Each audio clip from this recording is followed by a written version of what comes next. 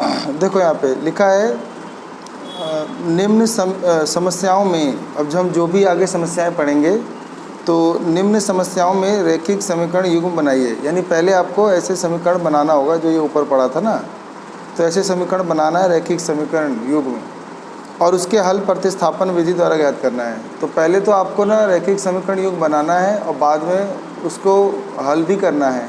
सही है। तो मैं पहला क्वेश्चन पढ़ूँगा। लिखा है दो संख्याओं का अंतर 26 है। मतलब दो संख्याएं हैं, उनको आपस में अंतर करोगे यानी घटाओगे तो उनका अंतर 26 है, और एक संख्या दूसरी संख्या की 3 गुनी है। तो एक संख्या दूसरी संख्या की कितनी? 3 गुनी है। तो उन्हें ज्ञात कीजिए। सही है। तो देखो कैसे करेंगे। तो पहले तो हम लिख देंगे माना पहली संख्या x है। ठीक है, माना पहली संख्या x है और दूसरी संख्या y मान लेंगे। इसमें हमेशा x y मानते ज़्यादा। तो दूसरी संख्या y है। अब यहाँ लिख देंगे प्रश्नानुसार। देखो प्रश्नानुसार क्या बोला था कि दो संख्याओं का अंतर 26 है, यानी x घटा y, तो इनका अंतर 26 इक्वेशन। और दूसरा कहा था एक संख्या दूसरी संख्या की 3 गुनी है। मान लो ये एक संख्या x है तो दूसरी संख्या y की 3 गुनी है, तो यहाँ पे हम 3 गुना कर देंगे 3y, तो x बराबर क्या हो जाएगा? ये समीकरण 2 हो गया। तो यहाँ पे सीधे x का मान आ गया।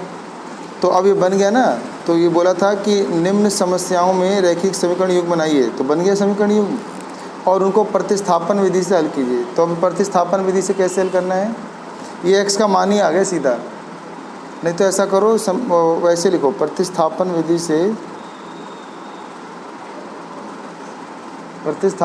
से समीकरण 1 लेने पर, समीकरण 1 ले लेंगे। तो पहला समीकरण लोगे तो x घटा y बराबर 26 है, तो घटा का y इधर जाएगा तो x बराबर 26 जमा y, तो x का मान आ गया। x का मान समीकरण 2 में लिख देंगे। तो लिखेंगे x का मान समीकरण 2 में रखने पर, समीकरण 2 में यानी यहाँ रख देंगे x की जगह। तो x बराबर क्या था? 3y, तो इस x को हटा कर लिख देंगे 26 जमा y, है ना, बराबर 3y। तो 26 बराबर प्लस का y उधर जाकर, तो 3y माइनस y, तो 26 बराबर 2y, 2 से कट जाएगा तो 13, y का मान क्या जाएगा? 13। और y का मान फिर समीकरण यहाँ रख देंगे 2 में, नहीं तो यहाँ पे जो मानते हैं ना समीकरण 3 आता है, तो y का मान समीकरण 3 में रख दो। तो लिखो y का मान समीकरण 3 में रखने पर, समीकरण 3 क्या है? x बराबर 26 जमा y, तो बस y की जगह 13 रख दो, तो 26 जमा 13, तो 39 आंसर। तो हमारा x का मान आ गया 39 और y का मान हो गया 13। और बोला था ना इनका अंतर 26 है, तो 39 में 13 घटाओगे 26 ही आएगा। और बोला था पहली संख्या दूसरे की 3 गुनी है, तो देखो दूसरी संख्या 13 है, तो 13 से दुगनी है ना ये, तो 39, 3 गुनी है ना 39। सही है। अगला क्वेश्चन करते हैं। देखो क्वेश्चन नंबर 2 लिखा है कि दो संपूरक कोणों में, अब संपूरक कोण कितना होता है? देखो दो कोण जिनका जोड़ 180 होता है ना, तो 180 डिग्री, तो उसे बोलते हैं संपूरक कोण। तो दो संपूरक कोणों में बड़ा कोण छोटे कोण से 18 डिग्री अधिक है, तो उन्हें ज्ञात कीजिए। तो बड़ा वाला जो कोण है वो छोटे कोण से 18 डिग्री अधिक है। तो बस दो सूचना मिल गया कि दो संपूरक कोण है और बड़ा कोण छोटे कोण से 18 डिग्री अधिक है। तो ऐसे दो, पहली लाइन से पहली सूचना से मिलेगी पहली इक्वेशन और दूसरे से दूसरी इक्वेशन, 2 इक्वेशन बनानी होती है। तो देखो कैसे करेंगे। तो लिख लेंगे माना संपूरक कोणों में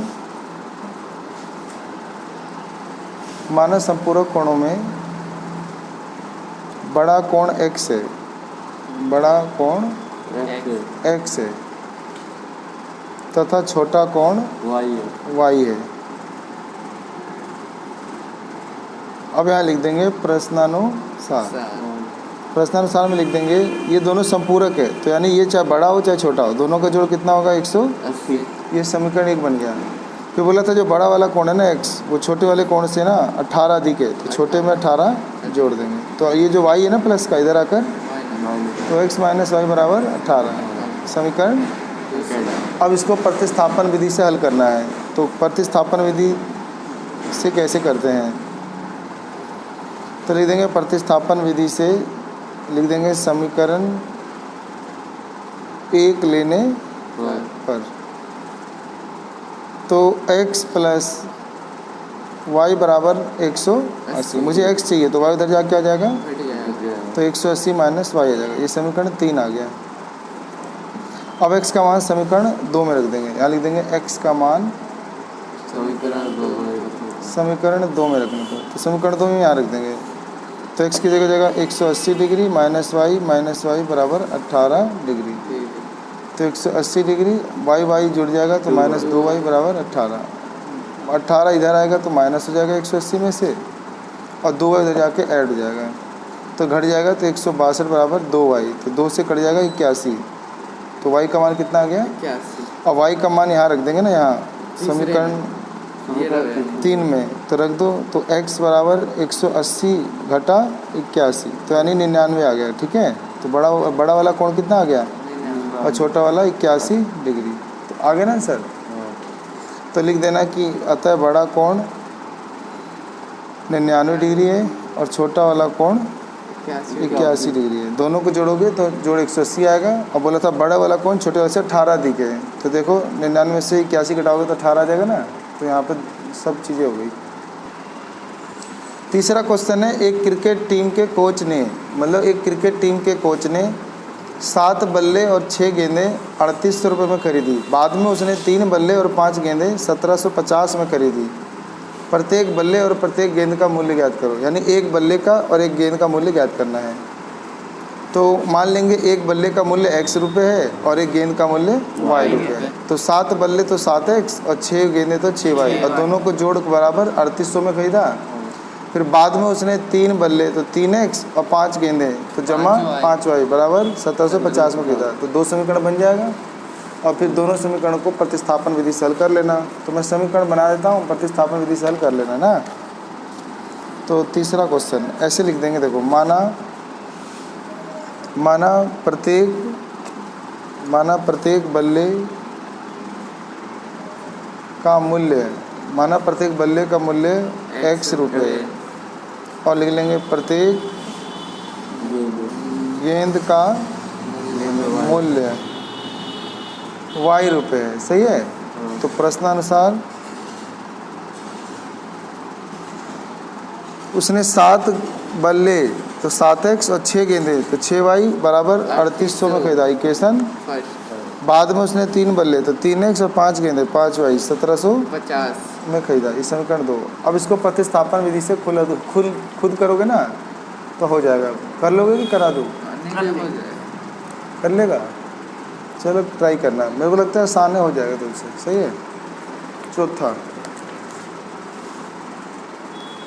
लिखा है, एक नगर में टैक्सी के भाड़े में एक नियत भाड़े के अतिरिक्त चली गई दूरी पे भाड़ा सम्मिलित किया जाता है। इसका ये मतलब हुआ कि एक टैक्सी है नगर में, तुम उसका एक तो फिक्स भाड़ा है, नियत भाड़ा मतलब एक फिक्स किराया है कि उतना देना ही देना है। उसके अलावा अतिरिक्त चली गई दूरी का भाड़ा अलग है, यानी हर किलोमीटर का भाड़ा अलग लग जाएगा। तो 10 किलोमीटर के लिए भाड़ा 105 रुपये है और 15 किलोमीटर के लिए भाड़ा 155 रुपये है। तो नियत भाड़ा और प्रति किलोमीटर भाड़ा क्या है? तो मान लेंगे नियत भाड़ा x है और प्रति किलोमीटर भाड़ा y। जो आपसे पूछा जाता है और जिसका नाम पहले आए उसको x लो, और जिसको दूसरा बार पूछा गया उसको y। एक व्यक्ति को 25 किलोमीटर यात्रा करने के लिए कितना भाड़ा देना होगा? जब ये x y निकल जाएगा ना, नियत भाड़ा और प्रति किलोमीटर भाड़ा, फिर बाद में पूछा एक व्यक्ति को 25 किलोमीटर यात्रा करने के लिए कितना भाड़ा देना होगा। सही है। अभी मैं करके दिखाता हूँ। तो एक नगर में टैक्सी के भाड़े आगे ना समझे, तो अब इसको ऐसे कर लेंगे। माना नियत भाड़ा x है और प्रति किलोमीटर भाड़ा y है। तो 10 किलोमीटर के लिए भाड़ा 105 दिया है, 15 किलोमीटर के लिए भाड़ा 155 है, और ज्ञात करना है कि 25 किलोमीटर के लिए भाड़ा कितना देना होगा। तो देखो ऐसे करेंगे। तो लिख देंगे, माना टैक्सी का माना टैक्सी का नियत भाड़ा x रुपये है तथा नियत भाड़ा x रुपये तथा अतिरिक्त प्रति किलोमीटर भाड़ा, या सिर्फ लिख लो प्रति किलोमीटर भाड़ा y रुपये है। तो प्रश्नानुसार क्या हुआ, एक आदमी को 10 किलोमीटर के लिए 105 रुपये देना पड़ा। तो देखो 10 किलोमीटर के लिए 1 किलोमीटर का भाड़ा कितना है y रुपये, तो 10 किलोमीटर के लिए 10 y रुपये, तो ये 10 हर किलोमीटर का किराया उसने y रुपये के हिसाब से 10 किलोमीटर किराया दे दिया, और साथ में उसने फिक्स किराया x भी तो दिया होगा, और बराबर टोटल 100। जैसे एक डॉक्टर के पास जाओगे ना, तो डॉक्टर आजकल 100 रुपये फिक्स लेते हैं, तो यानी उनको 100 रुपये देना है, और आगे जो भी तुम दवा खरीदोगे चेकअप होगा तो उसका अलग देना है, और मिलाकर कुल देते हैं। तो ऐसे ही यहाँ पर एक आदमी ने टैक्सी बुक किया था, उसने कुल 105 रुपये दिए हैं, तो 10 किलोमीटर गया था, तो हर किलोमीटर का भाड़ा y है, तो 10 किलोमीटर के लिए 10 y, और साथ में फिक्स किराया x, तो दोनों को मिलाकर 105। ऐसी दूसरा आदमी था, वो 15 किलोमीटर के लिए भाड़ा 155 रुपये दे रहा है, तो 15 किलोमीटर के लिए भाड़ा 155 दे रहा है, तो हर किलोमीटर का भाड़ा y रुपये, तो 15 किलोमीटर का 15 y, और जमा फिक्स किराया x। समझ में आ गया, इस समीकरण 2 आ गया। समझ में आ गया समीकरण 1 और 2। अब इसको भी प्रतिस्थापन विधि से हल करना पड़ेगा, तो लिख देंगे प्रतिस्थापन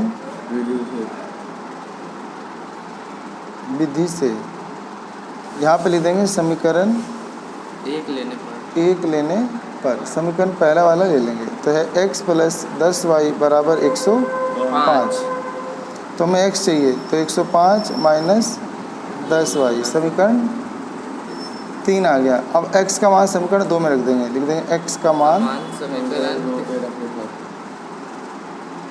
समीकरण 2 में रखने पर समीकरण 2 में यहाँ रख दो, तो x की जगह 105 घटा 15y है, सॉरी 10y, फिर ये जमा का 15y बराबर 155, तो 105 15 में से 10 गया, तो जमा 5y बराबर में 155, 105 इधर घट जाएगा, तो 5y बराबर 155 घटा 100, तो 5y बराबर 50, 5 से कट जाएगा, तो y के लिए 5 दाम 50, तो y का मान क्या आ गया 10, और y का मान समीकरण 3 में लिख देंगे, तो लिख देंगे y का मान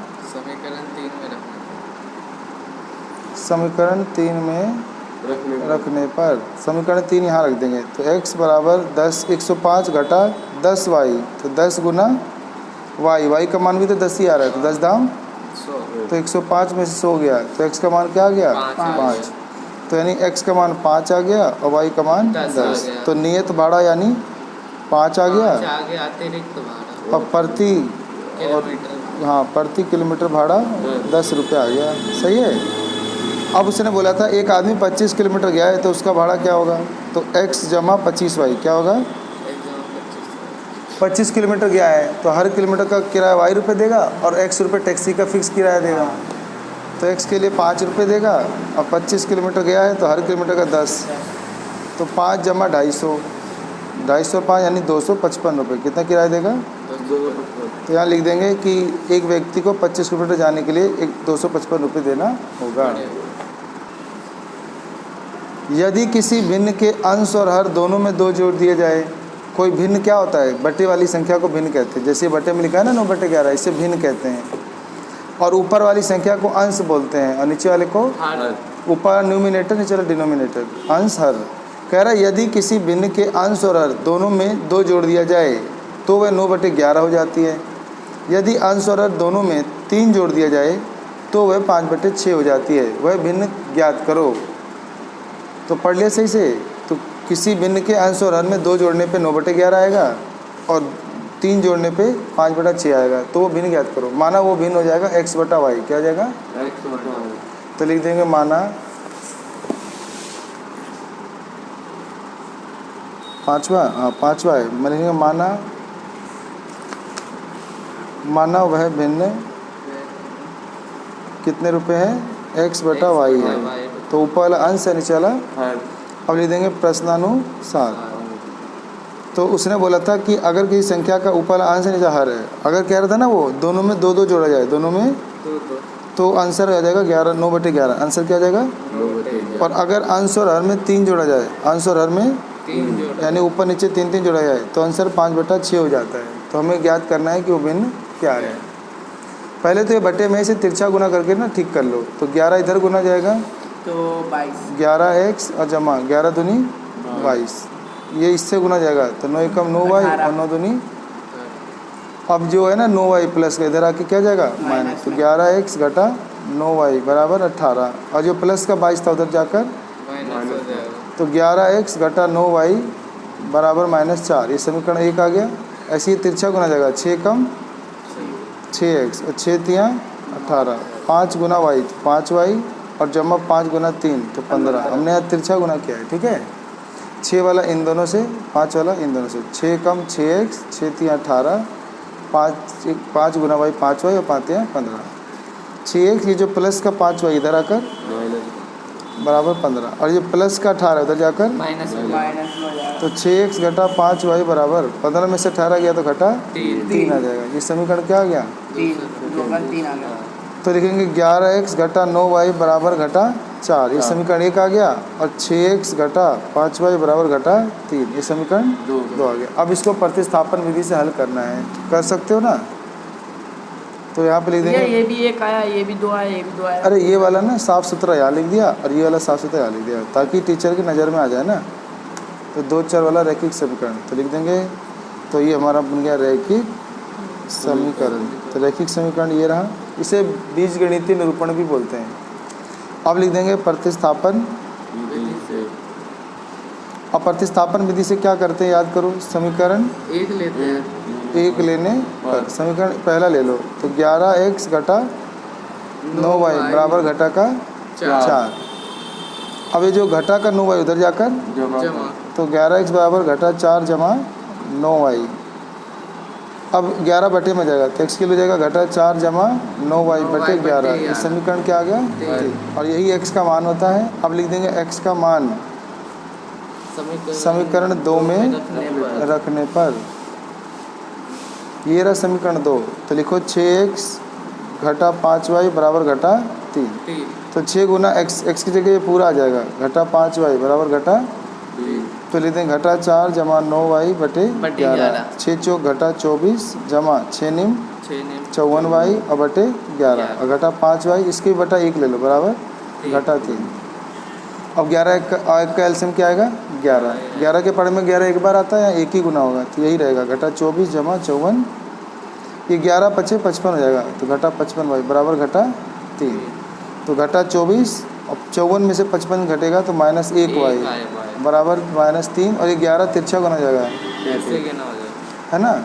तो घटा 24 घटा y बराबर 11 तिया -33। अब मैं यही कर देता हूँ। अब जो घटा y है उधर चला जाएगा तो यानी घटा 24 बराबर -33 जमा y। अब -33 इधर आके प्लस हो जाएगा तो y बराबर हो जाएगा -24 जमा 33 यानी 9 आ जाएगा। y के लिए क्या आ जाएगा 9 आ जाएगा। अब y का मान समीकरण यहाँ रख देंगे 3 में, तो लिख देंगे y का मान 3 में रखने पर तो x बराबर क्या हो जाएगा -4 जमा 9 गुना y की जगह 9 और बटा 11, तो x बराबर 9 निम 81, 81 में से 4 गया तो 77 प्लस का और बटे 11, 11 से कट जाएगा तो 11 सते, तो हमारा भिन्न क्या आ जाएगा, भिन्न हमने x बटा y माना था ना, तो x का मान 7 और y का मान 9, तो 7/9, तो हमारा आंसर 7/9 आ जाएगा। ठीक है। अच्छा मान लो हमें जांच करना है, जांच करने के लिए फिर क्या करोगे, जांच करने के लिए तुम देखो यहाँ बोला था ना अंश और हर में 2 जोड़ने पे 9/11 बन जाएगा, तो लो अगर तुम 7 में और 9 में 2 जोड़ोगे तो ये 9 और ये 11 नहीं बन जाएगा। तो सही आ रहा ना यहाँ। देखो यहाँ पर अगला क्वेश्चन है में छठा, 5 वर्ष बाद जेकब की आयु उसके पुत्र की आयु से 3 गुनी हो जाएगी। मतलब जेकब की आयु उसके पुत्र की आयु से 3 गुनी हो जाएगी। कब 5 साल बाद। और 5 वर्ष पूर्व यानी पहले 5 साल पहले जेकब की आयु उसके पुत्र की आयु की 7 गुना थी, तो उनकी वर्तमान आयु क्या है। तो यहाँ पे लिख देंगे माना जेकब की वर्तमान आयु x है। मतलब आज उसकी उम्र x वर्ष है। और लिख देंगे उसके पुत्र की आयु y। जिसका नाम पहले आया उसको x लेना है, जिसका नाम बाद में है वो y। तो प्रश्नानुसार उसने बोला था कि 5 वर्ष बाद, क्या बोला था उसने, 5 वर्ष बाद जेकब की आयु उसके पुत्र की आयु से 3 गुनी हो जाएगी। यानी जेकब 1 साल का है, उसका बेटा 22 साल का है। बोलता है 5 साल बाद, तो 5 साल बाद तो दोनों बाप बेटा दोनों 5 साल बड़े हो जाएंगे। तो ये जो जेकब है ये कह रहा है कि बेटा मैं तुम्हारी उम्र का 3 गुना हूँ। तो यहाँ पे हम कितना गुना कर देंगे, 3।